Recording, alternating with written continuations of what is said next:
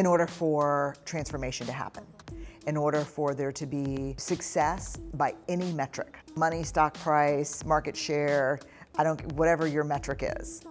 You can't get there without brave leaders and courageous cultures. You can teach courage. Oh, you can absolutely teach courage. 4 skill sets. Number 1 being vulnerability.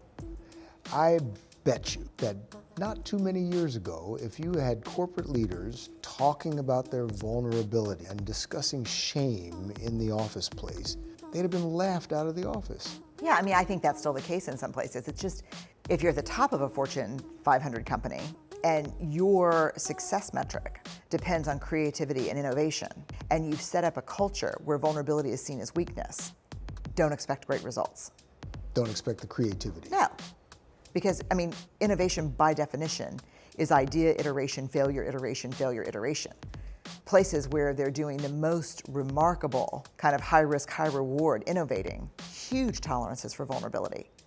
And so if you have leaders who are either preaching a gospel of vulnerability as weakness or modeling that, just don't expect great things. You have said that vulnerability without boundaries is not vulnerability. What do you mean by that? I'm not sure I understand. When I go work with organizations, sometimes I'll hear someone say something like, how often should I cry in front of my team? And I'm like, oh my God, like that's not what I'm saying. Vulnerability is not about self-disclosure. Like I know leaders who never cry, who are very vulnerable and transparent.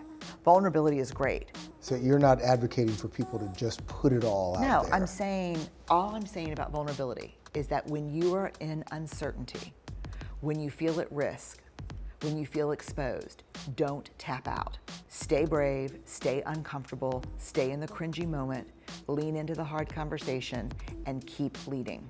That's all I'm saying. I'm not saying you need to overshare. I'm not saying you need to disclose. I'm not saying you need to weep uncontrollably to show how human you are.